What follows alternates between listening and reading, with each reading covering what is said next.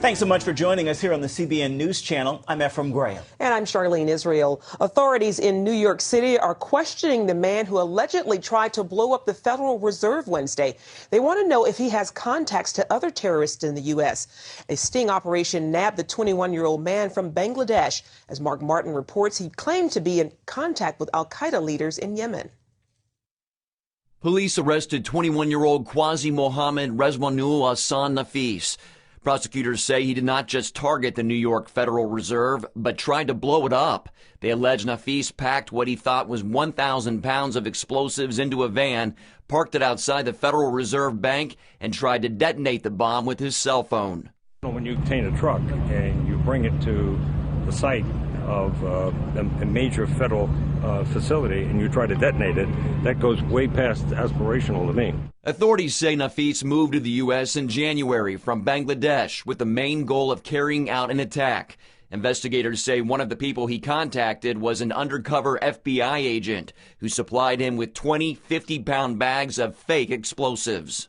He said that he did have contact with al-Qaeda officials back in Bangladesh, and that he was a very strong supporter of al-Qaeda in the Arabian Peninsula, which operates out of Yemen. It's really scary to know that he lived right next door to us. Investigators say almost the entire plot unfolded under FBI and NYPD surveillance in an elaborate sting operation. They say at one point Nafis even told an undercover agent he planned to kill the president. Some residents in the neighborhood where Nafis lived are upset about the type of attention and scrutiny his arrest brings. And especially since he's Bengali, which I am too, people will always have this type of stereotype thing about Bengali people because of this incident. Critics have complained about the NYPD surveying communities and places where Muslims gather. However, Congressman Peter King defends the need to gain intelligence and wants people to realize how real and lethal the threats are. Mark Martin, CBN News. With less than 3 weeks until voters head to the polls, both presidential campaigns are stepping up their push to reach undecided women. Turns out Romney doesn't oppose contraception at all. Romney's camp has released a new ad to answer Democrats' claims about his positions on contraception and abortion. Polls show President Obama has an advantage among women voters, but Romney has narrowed the gap. In Iowa Wednesday, the president touted his equal pay legislation and criticized Romney for not supporting it. Meanwhile, in Virginia, Romney outlined how women have suffered under the president and how he would do more to help them. Why is it that there are 3.6 million more women in poverty today than when the president took office? This president has failed America's women. When young women graduate, they should get equal pay for equal work. That should be a simple question to answer. When Governor Romney was asked about it, his campaign said, "We'll get back to you." Both candidates will make stops in New York today. Fox News analyst Brit Hume tells CBN News that media bias is tangible and real and has been on display during the press's coverage of how the administration has handled the embassy attack in Benghazi, Libya. Hume sat down with CBN's David Brody on this week's Brody File show and told David that journalists do a poor job of guarding against their left-leaning views. Journalists are a little bit like judges. They need to discipline themselves to look at things in a neutral way. It's not easily done. Fairness, in my view, is not an attitude. Fairness is a skill. And most journalists don't think they need to try to practice the skill because they don't think they're biased. But you see it. Can you imagine what the coverage would be like if this Benghazi episode had happened with a Republican president? The coverage would be very much more aggressive. The question of what the president knew and when, and how it came to pass that someone went out on a Sunday show speaking for the administration and said a whole series of things which it appears the administration knew at the time were not true. That would be very aggressively promoted, and every investigative reporter in the United States would be on the case. Brit Hume also talks extensively about his Christian faith and how his son's suicide changed his life forever.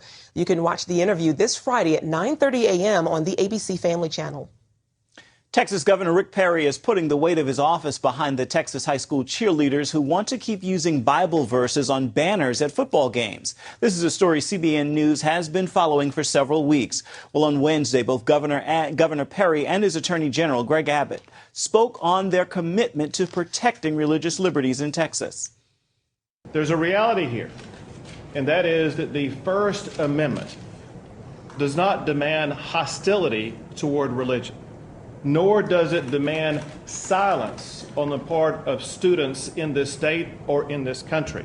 These students are anyone, for that matter, who's expressing their faith. They should be celebrated from my perspective. They're attempting to inspire their fellow students, the adults around them as well. And instead, the message they're being sent is to quieten down, button your lips, keep it to yourself.